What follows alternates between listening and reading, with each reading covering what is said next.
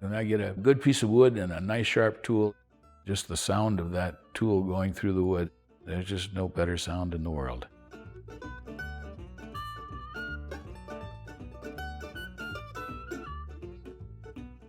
It started out strictly as a hobby. We had been doing some craft work and stuff as a hobby too. But when this carving came up, and I was a police officer, and if I worked until midnight, I'd get home. And some days were a little more stressful than others. And the family would be sleeping when I got home. I'd go down in my shop in the lower level of our house, take out my knife and a stick, and I'd sit there and carve. And it would really calm me down. It came about as a full-time thing when I had a back injury on the police department and I took retirement at 50 years old. Carving was one of the things I could do because I can do it different paces, different shapes, bend different, very flexible.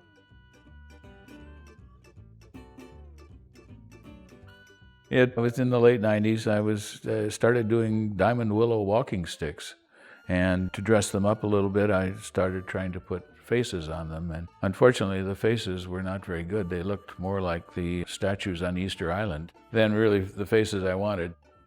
I figured, well, if I'm going to do this, I should learn to do it right. So I went to a local carving club meeting and said, I'd like to learn how to wood carve if there's anybody that would like to teach me.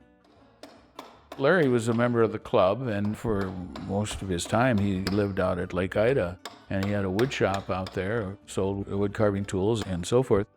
And every Thursday he would have open carving, and so carvers from all around the area would drive out there and sit around in the wood shop and carve and tell stories, and it was just a really fun. And so that's how I got to know him. And then when he went into this place, this venture, I approached him with an idea of if I would help with the maintenance and cleaning and so forth, could I have a space here to use as a studio? And he was gracious enough to give it to me, and I've been considering myself very lucky since.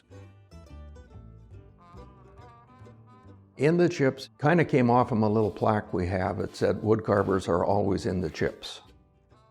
So when we were picking a name, it just came out that In the Chips should be a good name for a carving shop.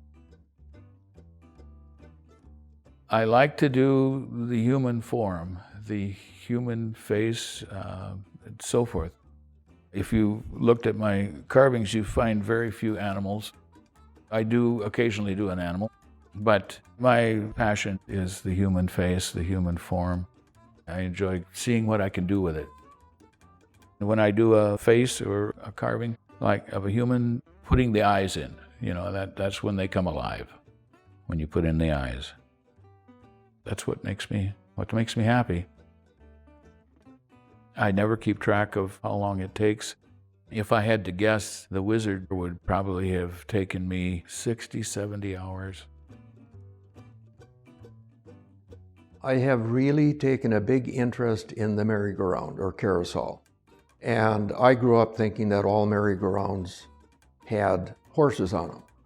Well, if you get away from the upper Midwest, there's all kinds of animals on them. From one of the factories down in Kansas, the story there is that they put all horses on theirs because their carousels were in the upper Midwest.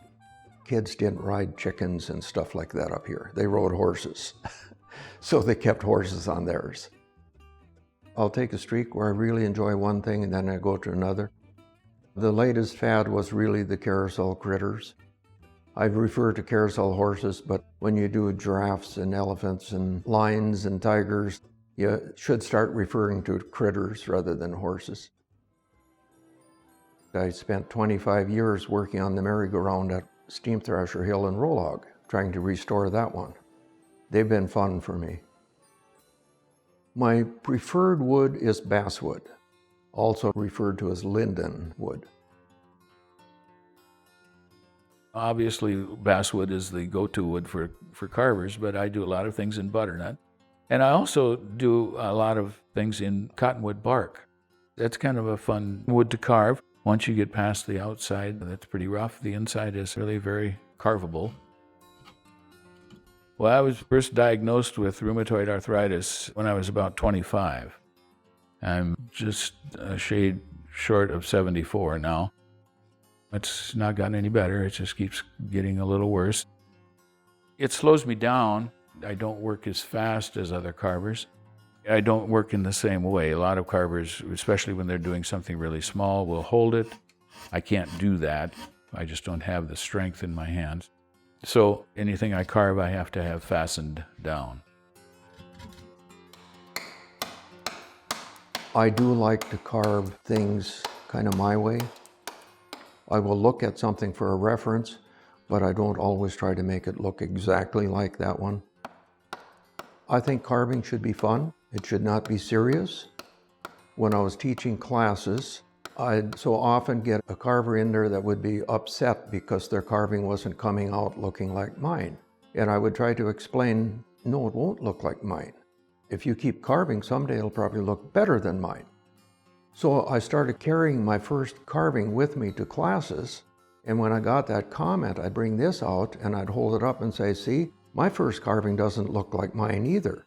And trying to encourage them that that's one of the big fun things about carving is you keep changing and improving. Carving is just a fun thing to do. You need a little knife and a stick of wood. It's a very calming thing to do.